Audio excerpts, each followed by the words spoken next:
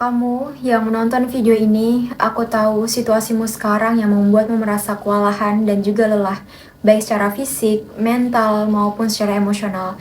Dan ada satu kenyamanan yang aku temukan di dalam Quran Surah Maryam ayat 24-26 yang aku harap ini juga bisa menjadi penenang dan juga jalan untuk rasa sulit dan juga sesak yang kamu hadapi. Bunyi ayatnya adalah, maka Jibril menyerunya dari tempat yang rendah. Janganlah kamu bersedih hati, sesungguhnya Tuhanmu telah menjadikan anak sungai di bawahmu. Dan goyanglah pangkal pohon kurma itu ke arahmu, dan niscaya itu akan menggugurkan buah kurma yang masak untukmu. Maka makan, minum, dan bersenang hatilah kamu. Jika kamu melihat seorang manusia, maka katakanlah, sesungguhnya aku telah bernazar berpuasa untuk Tuhan yang Maha Pemurah. Maka aku tidak akan berbicara dengan seorang manusia manapun pada hari itu. Dalam konteksnya, 3 ayat tadi datang setelah Maryam mengungkapkan isi pikiran paling ekstrimnya, di mana dia merasa putus asa sehingga dia merasa ingin mati karena banyaknya tekanan yang harus dia hadapi. Mengingat juga dia harus melewati rasa sakit yang luar biasa setelah melahirkan sendirian, dan bayangkan juga di sana dia tanpa seorang suami dan tanpa dukungan dari siapapun, dan dia juga harus menghadapi kekhawatiran bagaimana omongan masyarakat di luar sana, dan dia juga masih harus memproses di mana datangnya kehamilan yang ajaib ini. Jadi kita bisa bayangkan ini sangat-sangat melelahkan, ini sangat-sangat membuat siapapun kewalahan, dan sekelas Maryam juga menunjukkan bahwa dia hanyalah seorang manusia biasa yang juga bisa merasa lelah dan juga bisa berpikiran ekstrim seperti kita. Apa yang Allah coba sampaikan di ayat 24-26 kepada Maryam adalah tentang apa yang harus dia lakukan langkah demi langkah dalam menghadapi situasi yang sulit dan juga melelahkan.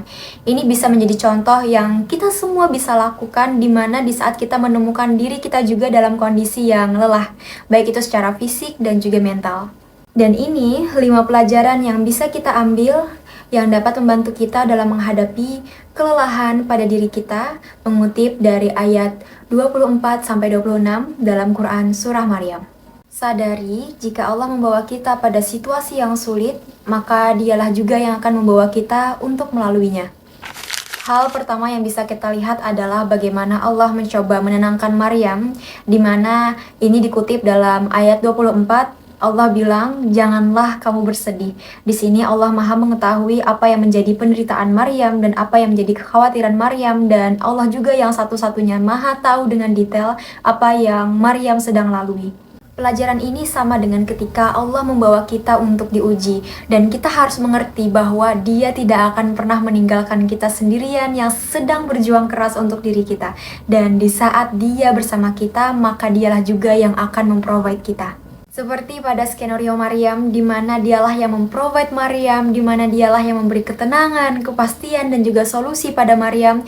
Maka di saat kita juga menghadapi ujian yang Allah berikan kepada kita, kita harus sadar bahwa Allah bersama kita di langkah demi langkah yang kita hadapi, dan dengannya lah juga semua jawaban, kemudahan, dan juga ketenangan itu ada.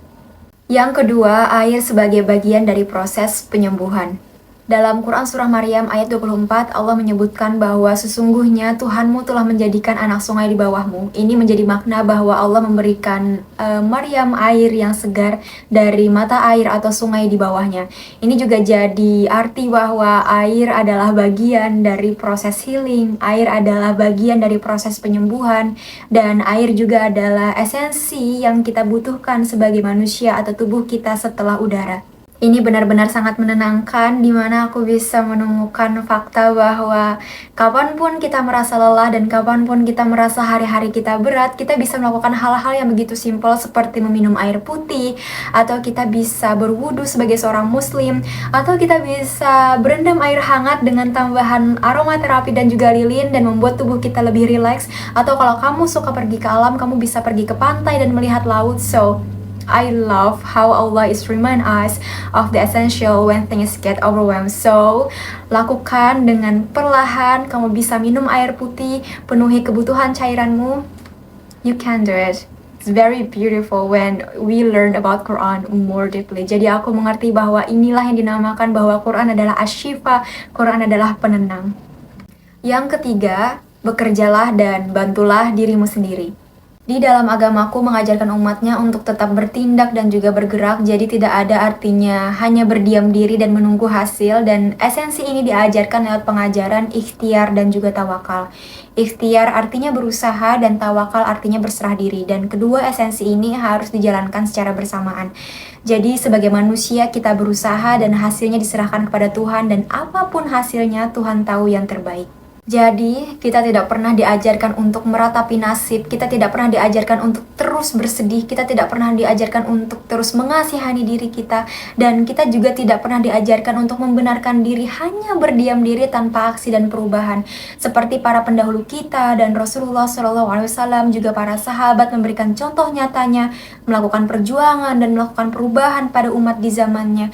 Dan ini juga yang Allah suruh dan Allah perintahkan kepada Maryam untuk melakukan aksi, untuk melakukan moving dengan menyuruh Maryam untuk goyangkanlah pangkal pohon kurma itu ke arahmu. Namun, di sini ada hal yang jauh lebih menarik di saat kita menelaah lebih lanjut kondisi Maryam dan kita membayangkan situasinya yang sudah sangat keletihan setelah melahirkan. Apakah mungkin pohon kurma yang besar dan kokoh itu bisa bergoyang dan menjatuhkan buahnya jika tenaga Maryam saja sudah habis? Dan di sini menjadi pertanyaan, untuk apa Allah tetap menyuruh Maryam jika seandainya si pohon kurma itu tetap tidak bergoyang? Untuk apa Allah menyuruhnya untuk menggoyang pohon kurma itu? Dan di sini pelajarannya. Ini menjadi pembelajaran yang sangat dalam di mana atas perintah Allah yang menyuruh Maryam untuk menggoyangkan pangkal pohon kurma, kita jadi bisa belajar bahwa bukan tindakan kita yang membuat semuanya terjadi, namun karena Allah lah semuanya bisa terjadi. Namun dari kita mau bertindak, dari kita mau bergerak, disitulah pahala kita bisa dapatkan, lalu ganjaran Allah berikan kepada kita. Seperti halnya pohon kurma itu, Allah izinkan untuk menjatuhkan kurma yang matang dan juga segar di hadapan Maryam. Yang keempat, tidak peduli apapun yang terjadi, makan dan minumlah. Di dalam ayat selanjutnya dalam Quran Surah Maryam ayat 26, Allah mengatakan kepada Maryam bahwa makan, minum, dan bersenang hatilah kamu. Ini jadi pembelajaran bahwa tidak peduli badai apapun yang kamu hadapi, tidak peduli seletih dan selelah apa yang kamu hadapi, kamu harus makan, kamu harus minum, dan kamu harus beristirahat. Kamu harus sadari bahwa selama badai, selama kesulitan, tubuhmu lah yang menemanimu. Jadi tubuhmu punya hak untuk disayangi, tubuhmu punya hak untuk ternutrisi, tubuhmu punya hak untuk beristirahat. Jadi kamu harus sadar walau di dalam badai, kamu harus tahu kapan kamu harus beristirahat, kapan kamu harus makan, kapan kamu harus minum. Kamu tidak bisa hanya terus menderita karena badai. Kamu harus sadar bahwa ini hidup dan badai akan terus silih berganti, dan kamu harus sadar bahwa kalau kamu terus menderita, kalau kamu lupa untuk makan, kalau kamu lupa untuk minum dan beristirahat, bagaimana kamu bisa menghadapi badai selanjutnya? Sedangkan tubuhmu tidak akan bisa bergerak jika kamu sakit. Jadi kamu harus sadari bahwa tubuhmu punya hak untuk disayangi. Ini yang terakhir, yang kelima, tetaplah diam dan buat langkahmu selalu bersama Allah. Ini tips yang terakhir dan akan sedikit mengejutkan bahwa ini juga hal yang krusial. Aku tahu kita sebagai manusia di saat kita menghadapi rasa sulit, di saat kita menghadapi situasi yang tidak nyaman, kita mencoba untuk mengklarifikasi itu. Tapi di sini perintahnya adalah tetap diam tanpa klarifikasi sedikit pun. Ini adalah langkah paling penting yang Allah perintahkan kepada Maryam, dan kita tahu semua situasi Maryam bagaimana. Dia harus melahirkan anak tanpa bapa, dan itu akan menimbulkan perbincangan panas di masyarakat di sekitar Maryam.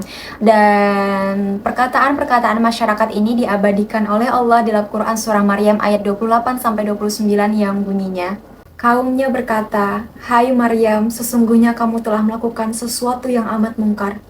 Hai saudara perempuan Harun, ayahmu sekali-kali bukanlah seorang yang jahat dan ibumu sekali-kali bukanlah seorang pezina." Kita semua tahu situasi Maryam yang sudah keletihan, kewalahan dalam menghadapi kehamilan dan juga kelahiran sendirian, rasa sakit yang luar biasa, dan juga rasa khawatir yang teramat besar terhadap bagaimana tanggapan masyarakat terhadap dirinya atas kelahiran anak tanpa bapa. Dan Maryam hanyalah manusia biasa, sama seperti kita. Dia juga menghadapi dilema besar di saat diperintahkan oleh Allah untuk hanya tetap diam. Tapi kita harus ingat sebelumnya bahwa jika Allah membawa kita pada situasi yang sulit, maka dialah juga yang akan membawa kita untuk melaluinya. Dan Allah juga mengajarkan pada kita bahwa selama kita melakukan hal yang benar, maka Allah sendirilah yang akan membela kita. Sama pada seperti situasi Maryam yang Allah izinkan bayi Isa untuk berbicara atas nama ibunya. Jadi beristirahatlah dalam keheningan, temukanlah kenyamanan dalam keheningan, dan bukan hanya membuat mulut ini diam dan tenang, tapi juga belajar untuk membuat kepala dan juga hati ini untuk tenang, agar kita bisa mendengarkan apa yang coba Allah sampaikan kepada kita dan apa yang Allah coba ajarkan kepada kita dan bimbing kepada kita. Jadi ini benar-benar sangat indah dan sangat menenangkan di saat kita mencoba untuk membuka mata dan hati kita bahwa ternyata Allah bersama kita dan sedang mengajari kita bahwa ketika semuanya begitu sulit dan rumit untuk dilalui, hal-hal paling sederhanalah yang membantu kita untuk tetap bertahan. Jadi, kalau kamu mulai lelah dalam menghadapi kesulitan, kamu bisa tanyakan hal-hal sederhana ini pada dirimu. Sudahkah kamu membuat tubuhmu terbasuh dengan air? Sudahkah kamu membuat tubuhmu bergerak? Sudahkah kamu membuat tubuhmu makan, minum, dan juga beristirahat? Dan sudahkah kamu membuat tubuhmu, kepala, hati, dan juga mulutmu untuk diam dan hening? Jadi, lakukan hal-hal sederhana ini langkah demi langkah. Aku Mara, kalau kamu suka konten ini, kamu bisa like dan kamu bisa ikutin channel ini. Dan di sini aku akan berbagi banyak jurnal yang insya Allah akan membantu pertumbuhan perlahan demi perlahan.